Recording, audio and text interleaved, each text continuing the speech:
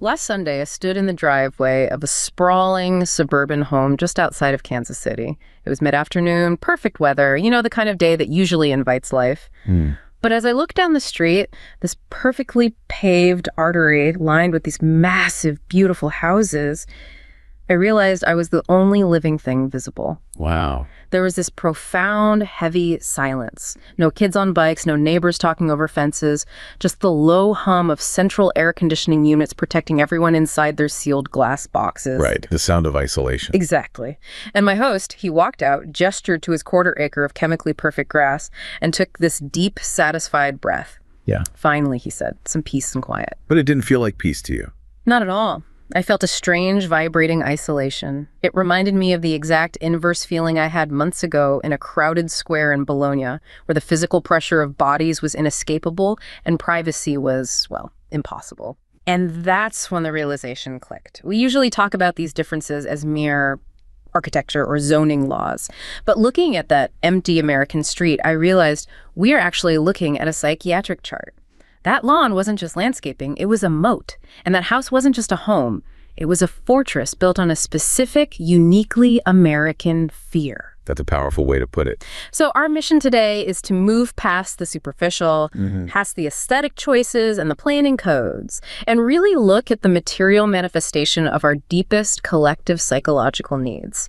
We are using urban design as a diagnostic tool, examining the geometry of our shared soul. And that diagnosis, when you compare the American and European built environments, it reveals this fundamental clash. It's rooted in opposing psychological drives. Okay. I mean, the essential challenge for any human settlement is managing friction, right? Managing the inevitable conflict that arises when people live together. Sure, yeah. And the American solution, as you so beautifully described it, is one of spatial dilution. Spatial dilution. Yeah. You're running away from friction. You're using distance and space until conflict just becomes statistically improbable. The ultimate attempt at designing for zero contact living. Precisely. Whereas the European solution, historically, is what you could call ritualized friction. Ritualized friction. Proximity was just unavoidable because of, defensive city walls, constrained geography.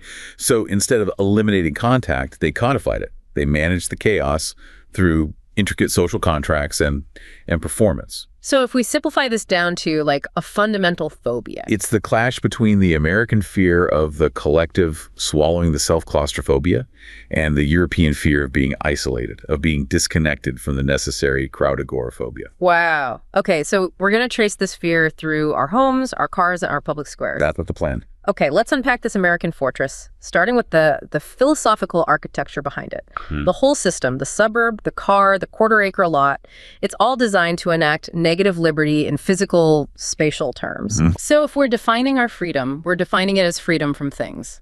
What does that actually look like when you stamp it onto the landscape? Well, negative liberty is the right to be free from external constraints. Yeah. Free from interference, free from obligation to the collective. Right. Don't tread on me. Exactly. And in spatial terms, this means eliminating proximity to achieve individual autonomy. The whole goal is to maximize the space between me and you. So that what you do can't possibly affect me. Precisely. It ensures that the actions of the other cannot constrain or impact my choices. And so the American home and yard become kind of a micro-sovereign state where the individual is the unchallenged ruler. And the lawn, that massive stretch of non-native, chemically maintained turf, is the visual emblem of this sovereignty. Absolutely. We call it landscaping, but its function is so much more profound than just gardening. Its function is purely demarcative. Demarcative. So, drawing a line.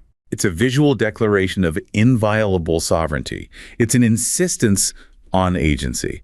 The lawn serves as a sacred buffer zone, that moat you mentioned, which guarantees that what happens on my land is under my godlike control. Which is why the aesthetic maintenance is so intense. It's not primarily about beauty. It's about maintaining the spell of perfection. That perfection signals to the outside world, my domain is ordered, and therefore my control is absolute. And when that control is violated, even in the tiniest way, that's when the defensive nature of the space really shows itself. That's what we see in that anecdote about David in Columbus, Ohio. He's invested all this time and money into maintaining his boundary, his his fortification. Yes, David's experience is so instructive. He's in a perfect suburb, protected by the distance that he bought. He's performing the ritual of maintenance, maybe on his ride-on mower, feeling totally insulated and in control. And then what happens? A simple soccer ball rolls over the invisible line from his neighbor's yard onto his pristine turf. And suddenly the whole system just collapses. It triggers what the source calls a mild existential panic. An existential panic over a soccer ball. Because the intrusion breaks the spell of absolute control. Yeah. The ball forces a negotiation, an acknowledging of the neighbor's existence and their rights that the entire spatial design was explicitly created to avoid. So his reaction isn't just about some patch of grass. Not at all. It's a deep anxiety about the loss of sovereignty. The lawn guarantees that he doesn't have to negotiate with his neighbor, and the moment his neighbor's property touches his, that spatial contract guaranteeing his negative liberty is broken. Which is such a fascinating contradiction, you know? You buy into this space that promises peace and community, but the entire design is engineered for atomization. Yeah. It's designed to mitigate the fear of encroachment claustrophobia by ensuring nothing touches you. But I'm curious about the lived experience of this massive obligation. I mean, maintaining that moat requires a ton of effort. Do homeowners genuinely embrace this ideal of the perfect defensive lawn? Well, the data suggests that the cultural commitment to the perfect lawn is actually weakening, which really complicates the picture. Oh, okay. Researchers did a survey in Northfield, Minnesota to kind of probe the underlying emotions around lawn maintenance. And if the lawn is truly this sacred buffer zone, you'd expect overwhelming positivity. You would, yeah. But while satisfaction at 46% and contentment at 31% were the most commonly circled positive emotions, the researchers found that overall, the majority of people felt neutral, ambivalent, or outright negative toward their lawns. That is a profound paradox. People report satisfaction, but at the same time feel neutral or negative about the whole experience. What's driving that ambivalence? It suggests that the positive feelings are tied to the functional aspects of the lawn, while the ambivalence is tied to the obligation. Okay. The have to versus the get to. Exactly. The survey shows that traditional values from that 1950s ideal, that aesthetic of a well-manicured golf course expanse, are significantly weakening. How much so? Well, only about 40% found aesthetic perfection important, and a huge 75% explicitly said resembling a golf course was not important at all. 75%. Wow. So that obsession with the perfect aesthetic, the historical driver of the moat, is fading for a lot of people. It seems to be. So if the aesthetics of perfection aren't the primary driver anymore, why is the effort still being expended? I mean, why maintain the moat if you don't even like the view? The motivation appears to have shifted. It's shifted to function and, critically, this abstract sense of duty. Okay, function first. What does that mean? The recreational values were overwhelmingly important. Over 80% expressed positive approval for the lawn's function, for hosting outdoor gatherings or letting children play. They want the space to do something, not just be something. And what about that duty to the community? Is it driven by the fear of David next door criticizing your weed growth? Surprisingly, not directly. The traditional fear of direct neighbor-to-neighbor pressure seems less significant than a more general civic obligation. Yeah. A large majority, 64% of respondents, found earning their immediate neighbor's respect unimportant.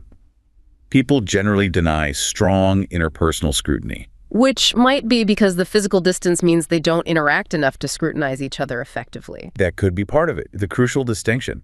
The idea that your neighbor is watching you and judging your lawn doesn't seem to be the core motivator for most people. But there's a catch, I'm guessing. But here's the catch. 61% still felt a general sense of duty attached to the lawn. It was about fitting in with the block or feeling like a responsible member of the community. So it's an impersonal social obligation. Yes, it's connected to this idea of responsible citizenry and maintaining homogeneity rather than a direct fear of your neighbor's critique. The anxiety is less about failing a specific person and more about failing the idea of the American suburb, that collective fantasy of order and control. So you maintain the lawn because you fear the judgment of this abstract, distant societal ideal, not a close neighbor. That's what the data points to. Okay, so if the house and the lawn are the stationary fortresses, then the car has to be the indispensable, mobile, private castle. It's what allows this whole philosophy of negative liberty to function across these vast atomized distances. The car is absolutely essential. It allows the sovereign self to project its privacy across the public realm. It's more than just transportation. Oh, much more. It functions as an exoskeleton, providing armor, and a Faraday cage against the public sphere, providing insulation. Inside that cocoon, you achieve complete autonomy. You're armed with horsepower, and you're sealed away from the messy reality of the collective. This spatial philosophy just maximizes the zero-contact experience. And the ultimate architectural achievement of this social engineering, the apotheosis of negative liberty, has to be the drive-through. The drive-through is a masterpiece of zero-contact commerce. I mean, think about the genius of it. You complete a necessary transaction, getting your prescription, your coffee, your cash, while the social contract remains completely suspended. The glass window acts as the final buffer. That's it. There's no sustained eye contact, no need for negotiation, no unwanted exchange of small talk, or, God forbid, accidental physical contact. It's negative liberty perfected. Freedom from the other, even during a necessary exchange. You pull up, you exchange, you drive away, never having to step out of your protective shell. You've maximized control and minimized social exposure. But there's a contradiction in there, isn't there? This pursuit of complete automobility as absolute freedom. There is. The sources point out that complete autonomy of movement is fundamentally an illusion. How so? Whether you're walking or driving, you're entirely dependent on infrastructure built by others, often maintained by corporations or governments you don't control. That fortress on wheels gives you a feeling of freedom, but it often leads to being locked in, literally, when you're stuck in traffic, relying on the predictable behavior of every other insulated driver. So the insulation that guarantees freedom from also guarantees you're isolated within. That is the true cost of spatial dilution. You surrender the opportunity for organic, low-stakes interaction in exchange for absolute control. So now, let's cross that philosophical chasm and land in the European city where the entire spatial geometry is built around historical necessity and defense. These cities, they were often developed within defensive walls. Which made space a critically precious, non-negotiable commodity. Exactly. Which means the architecture itself fundamentally demands compulsory sociability. You had no choice but to be in constant, often suffocating proximity to the other. There was simply nowhere to run to achieve that spatial dilution we were just talking about. Right. This constant proximity leads to what the source calls the tyranny of contact. Bodies are brushing past one another in narrow streets. Privacy is a luxury, not a given, and sensory input is constant. So how do you survive that without a psychological collapse? You develop a necessary defense mechanism. Sociologist Georg Simmel identified it as the metropolitan blasé attitude. Ugh, that classic, almost arrogant air of sophisticated indifference you see in, Paris or Rome. People moving through crowds, looking right past one another. It is exactly that. But it's not true emotional aloofness. It's a vital, self-preserving shield against perpetual sensory overload and emotional drain. So it's a performance. It has to be. Yeah. If you reacted fully to every stimulus in a dense city, you would quickly become paralyzed. Since you must be seen, you cannot escape the public eye. You learn to rigorously control what is seen. The intricate social calibration, the manners, the precise rituals of politeness. They're the essential psychological software you need to operate safely within the crowded hardware of this city. This need for shared, intensely managed space, that must explain the psychological necessity of third places, the cafes, the fountains, the plazas. In the U.S., a third place is often an optional amenity. Here, it sounds like it's an extension of the home itself. They're entirely necessary extensions of the parlor, the public living room. Apartments are historically smaller, less private, so the self literally needs the external room and the public audience to affirm its existence. Identity is performed under constant, gentle scrutiny in the piazza. So the square isn't a place for escape. It's a stage for engagement. Precisely. This reveals a massive difference in social grammar. In the American context, socializing is by invitation. It's high stakes. You need explicit consent to cross the moat, like for the screened-in porch barbecue. Right. Whereas European socializing is predicated on the ambient encounter. The threshold for participation is low. You just show up at the piazza during the passeggiata, but it's governed by much more rigid, unspoken codes of performance, observation, and mutual recognition. So it's not casual interaction. Not at all. It is a ritualized, codified system designed specifically for managing that inevitable friction. You negotiate your existence every single time you step into that space. And this compulsory negotiation is perfectly illustrated by that anecdote of the elderly man in Bologna, Giovanni, and his adherence to the passeggiata. Giovanni's evening ritual is a profound necessity. His apartment is probably small, cramped, and noisy, but he doesn't hide inside his fortress. Every evening, he descends to the piazza in his best suit. The square is his stage. And his stroll is a vital social requirement. He needs to be seen. If he isn't seen at the cafe table or crossing the square, he effectively ceases to exist within the social structure. Even when he encounters a political rival, they're compelled by the ritual to nod, to acknowledge one another, and to negotiate their coexistence within that shared space. And this forced negotiation, this continuous exposure, it serves the ultimate therapeutic purpose for the European collective. It does. The American suburb is managing claustrophobia, the fear of being swallowed by the group. And the European city's density, its obligatory performance spaces, are specifically designed to cure agoraphobia. The terror here is of the void, of social exile, of being disconnected from that web of mutual recognition. So the city is a therapeutic enclosure that prevents the soul from being cast out into an unstructured, unsocialized wilderness. Distance creates panic. Contact creates comfort. It's really the core philosophical clash, just rendered in concrete and steel. And you see this psychological dissonance play out perfectly when people migrate between these two systems. Tell me more about Sarah, who moved from the density of Barcelona to a wealthy, wide-open exurb of Phoenix, Arizona. Sarah sought the space and the perceived autonomy of the American ideal. But the spatial reality triggered a profound psychological glitch. What happened? She steps out of her fortress and onto a street engineered exclusively for cars, with these massive setbacks and no visual edges. And she suddenly felt an immediate crushing wave of agoraphobia. For her, freedom looked like profound abandonment. Exactly. There were no niches, no third places, no ambient encounters. She felt visible, exposed, like an ant on a countertop, but at the same time completely isolated from any meaningful human connection. The psychological cost of infinite space was panic. And her American husband felt the exact inverse when they visited Barcelona. Precisely. He found the social density, the constant sound leaking through thin walls, the proximity of bodies in the street to be a physical weight, a claustrophobic trap. His individual autonomy was compromised. Completely. By the constant uninvited presence of others. For him, the continuous community felt like a form of imprisonment that he had to physically escape. This just emphasizes the core thesis perfectly. Urban planning is the geometry of anxiety. On one side of the Atlantic, distance creates comfort and control, solving claustrophobia. And on the other, distance creates panic and abandonment, solving agoraphobia. To understand the function of a city, you have to first diagnose the collective fear it was built to silence. And that profound difference in how these societies manage fear leads directly to the necessity of rituals in dense environments. If you can't escape one another, you need systems to maintain trust and coexistence. And that's where urban rituals come in. They function as these established practices of inclusion that stabilize belonging when you're in close quarters. What are the essential characteristics that define these territorial urban rituals? Our sources outline 3 critical characteristics that allow rituals to work as social cement in these high-density areas. The first is reflexivity. Reflexivity. It's the capacity for self-narration. It allows the community to portray, understand, and continuously act on itself over time, maintaining a coherent collective identity. Okay, that makes sense.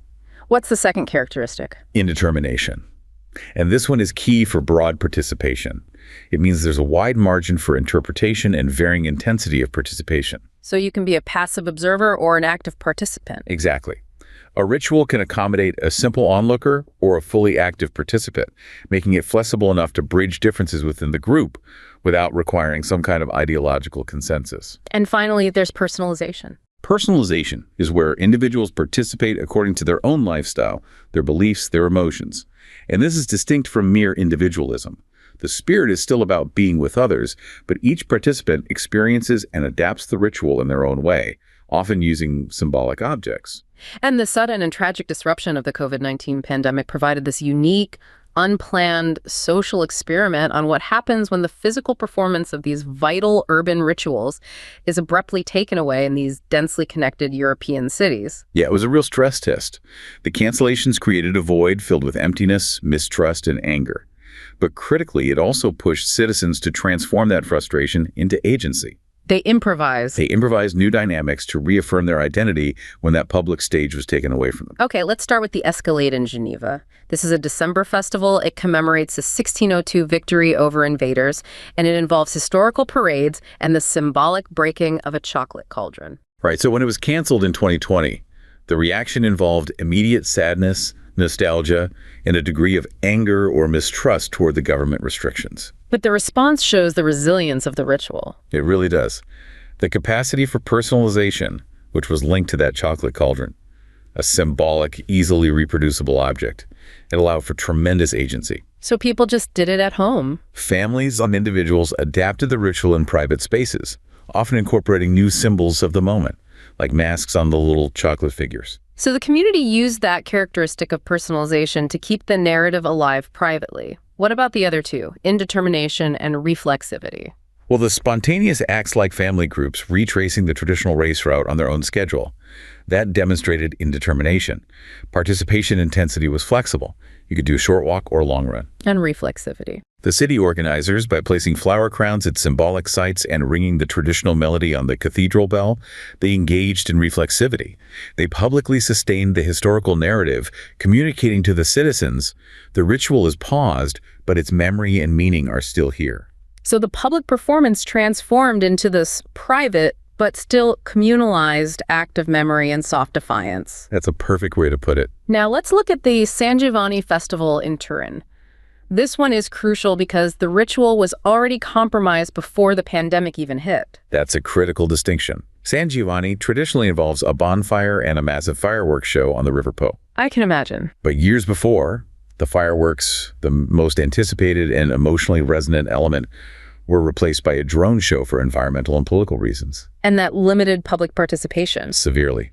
The drones lacked the scale and emotional impact of fireworks and were visible only from a short distance, unlike the massive fireworks visible all across the city. So when the pandemic forced the event into a hybrid online and reduced in-person modes, streaming a small bonfire and replacing the spectacle with a concert you could only see online, the public reaction was dramatically amplified. Right, because the ritual had already lost its powerful shared climax.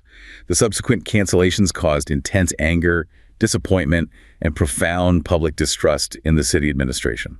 And how did people express that frustration? It was expressed through online sarcasm about the failure of the digital events and this persistent hashtag #Ritualized. Which means, give us back our fires. Exactly. They felt the loss of the physical event was a deliberate political act on top of a public health necessity. And the analysis suggests this particular ritual struggled because it lacked those easily reproducible, individual, symbolic objects that Geneva had, like the chocolate cauldron. That's the key. The central symbols of San Giovanni, the burning bull, the massive fireworks, were collective. They required the public stage to exist. So there was no way to personalize it at home. The lack of an easily personalized take-home ritual object limited the people's creative agency. It restricted their ability to engage in personalization. And that focused the nostalgia mainly on the lost tradition and channeled all their frustration into anger against the authorities who they felt had already weakened the ritual's heart. The streaming alternatives were seen as elitist and just failed. They utterly failed to transfer the emotional power of the festival. Okay, finally we have the Sexaliten in Zurich, which celebrates the end of winter by burning the Burg snowman. This one demonstrates a unique blend of formal and informal adaptation. Yes. The cancellation of Sexaliten, an event that had only been canceled once before during wartime, generated immediate sadness, followed quickly by intense frustration when the second cancellation was announced in 2021. But that frustration was channeled into creative reinvention. Brilliant creative reinvention. Tell me about the informal agency first, the mini bugs. The burning of mini bugs at home, on balconies, or in small semi-public neighborhood spaces is a fantastic example of successful personalization. These acts were then communalized by sharing images and videos on social media. So it demonstrates how anti-ritualism, removing the big ritual, can turn back into smaller-scale ritualism to fill the void. Precisely. And formally, the organization made a profound symbolic statement by taking the ritual outside the city limits. They did. They burned the official Burg in the remote mountains of Schönenschlucht, broadcasting the event on TV. This formal adaptation was a powerful act of reflexivity. So they successfully transformed the ritual from a local event into something else. Into a hybrid, symbolic act of national resistance against the pandemic. By moving the event outside the city, a kind of utopian alternative, they maintain the narrative of coexistence between man and nature. It seems like both the formal and informal adaptations of the Zurich event successfully maintained the ritual's purpose despite the physical restriction. They did. Even though the remote location was controversial at first, the public followed the event like a ritual, discussing every detail, including the exact burning time. That hybrid space, combining the remote location with the national broadcast, successfully confirmed the event's narrative and allowed the community to collectively hold on to its identity. So if we look at the ultimate finding from this unexpected social experiment, digital alternatives provided continuity and agency, but could they replace the core experience of belonging? The answer is definitively no. The memory sharing and online broadcasts were essential for transforming frustration into agency, but they were a temporary substitute. So what's the bottom line? The analysis concludes that urban rituals need to be performed through the body in a physical space where we perceive the existential and phenomenological reality of place. To truly anchor memory, build trust, and affirm communality, the ritual has to be physically experienced in the shared spatial reality of the city. So the digital space is a useful echo chamber, but it can't replace the tangible cement. It can't. This whole discussion just loops us back to the starting point. The feeling of safety or anxiety is often directly engineered by the geometry of the space itself. This architectural anxiety, the feeling that the space imposes conditions on us, and we are forced to react to its design. That's the feeling of hyper-awareness, where the characteristics of a space, its scale, its transparency, or your ability to escape, have a psychological impact that can trigger profound anxiety. So good architecture manages our two fundamental urban phobias, agoraphobia and claustrophobia. And bad architecture exacerbates them. Okay, let's focus on claustrophobia, the fear of being enclosed or trapped. Where do modern designs trigger this most aggressively? In transit spaces where the lack of an exit or a complete loss of control is paramount. So think about trains, planes, motorways. They are feared because during the journey, the doors are locked, or physical escape is simply impossible. You can't pull an emergency brake on a plane or jump out of a speeding train? Right. And trains offer a particularly clear example of how design changes have increased psychological stress.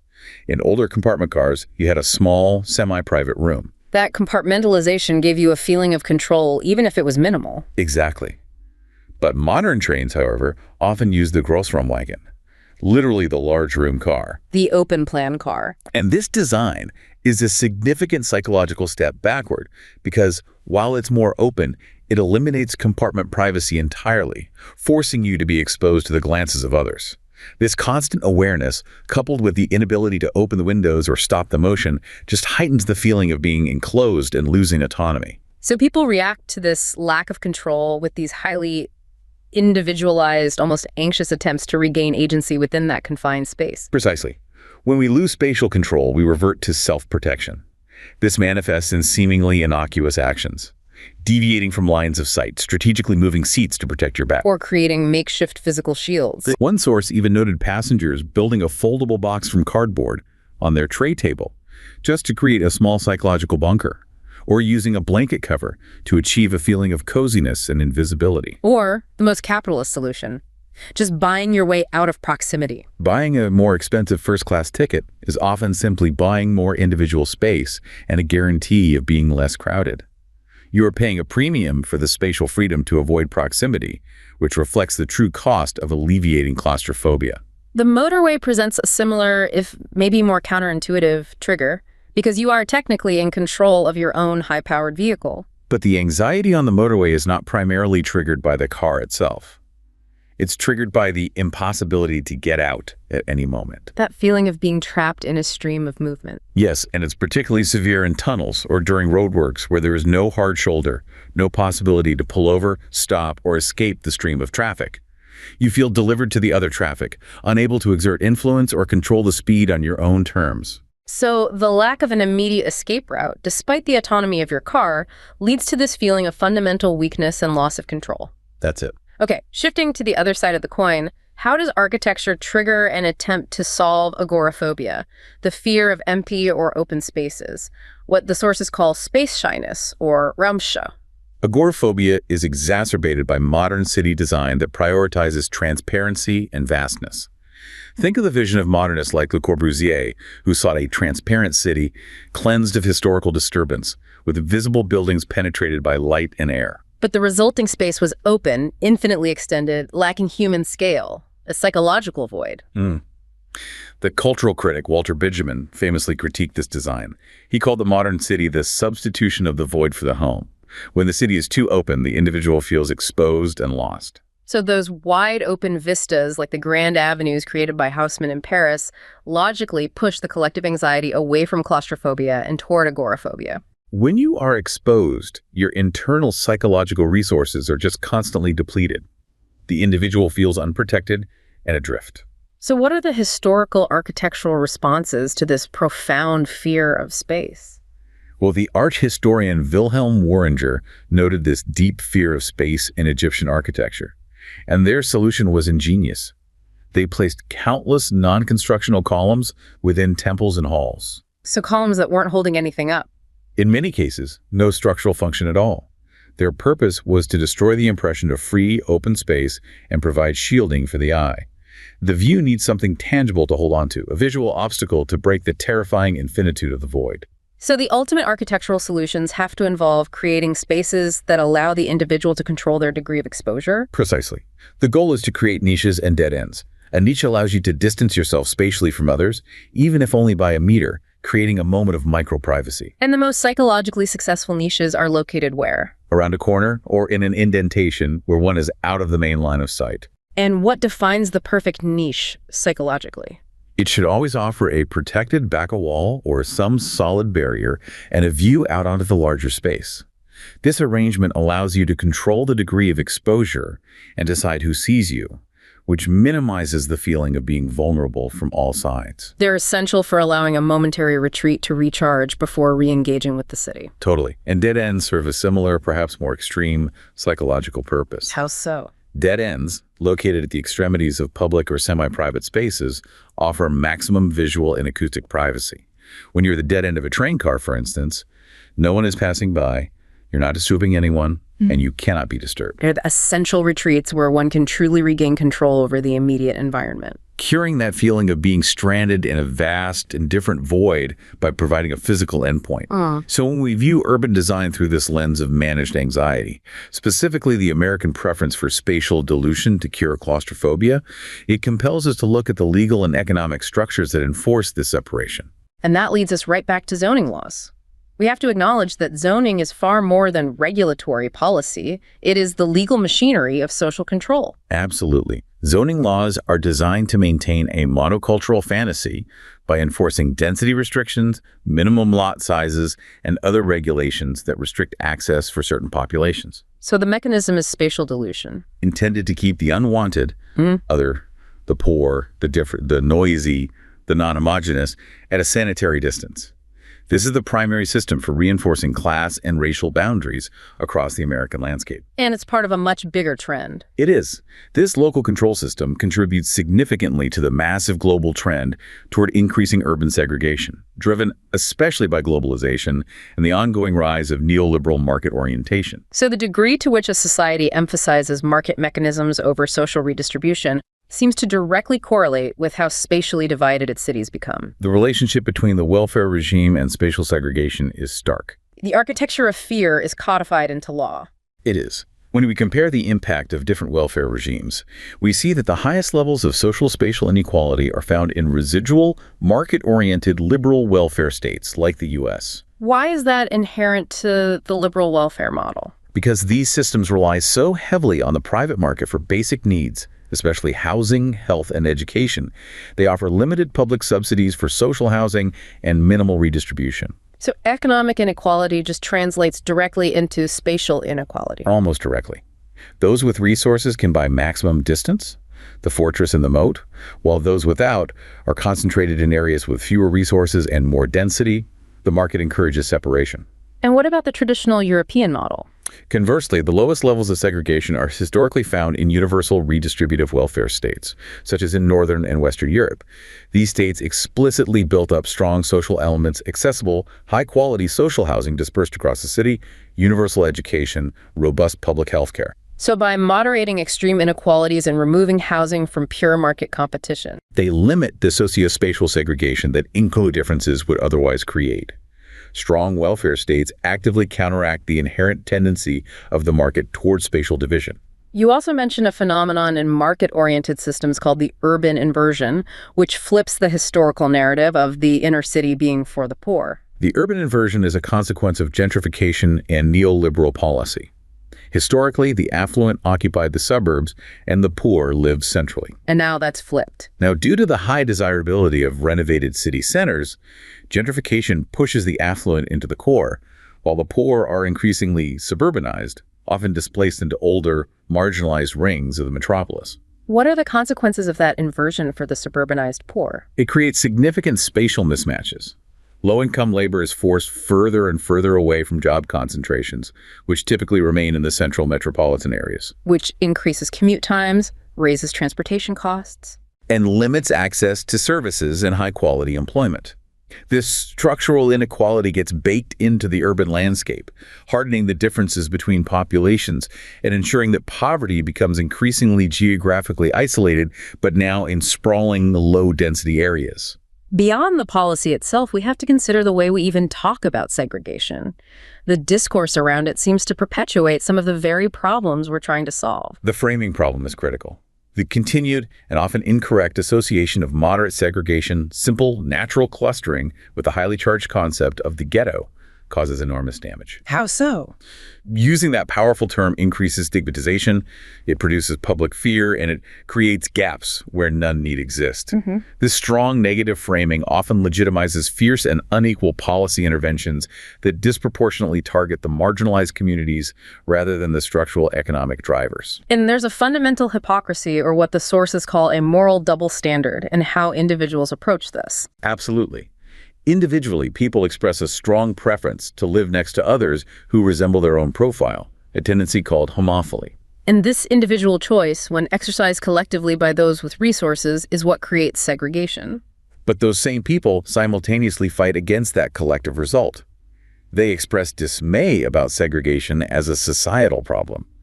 Those with resources are simply able to realize their wish for homogeneity in segregated affluent communities, while their choices contribute directly to the homogeneity of poorer places. Which brings us to a really powerful structural conclusion about who is truly driving spatial inequality in modern society. If segregation is fundamentally driven by the choices and resources of those who seek distance and homogeneity, in essence, the choices of the affluent to purchase their way out of proximity, then segregation is fundamentally a question to the rich and not of the poor, as many public discourses and policies tend to state.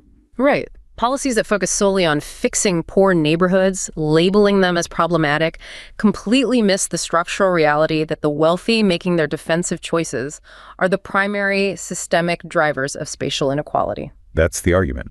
We've covered such vast ground today, moving from the pristine, silent lawns of the American Midwest to the pulsating, ritualized density of the European piazza, and trace the geography of fear right down into architectural solutions and segregation policy. It is clear that our built environments are complex, physical answers to our deepest collective psychological needs. American architecture privileges individual control in vast space to manage the fear of being swallowed by the group. That's claustrophobia. While European architecture enforces contact, density, and social ritual to manage the fear of being abandoned by the group agoraphobia. The ocean separating these geographies is indeed a chasm of desire. The design choices, whether an empty quarter-acre lawn or a densely packed public square, they reflect civilizational codes built on opposing contracts. And to truly understand a city, you must first diagnose the collective fear it was built to silence.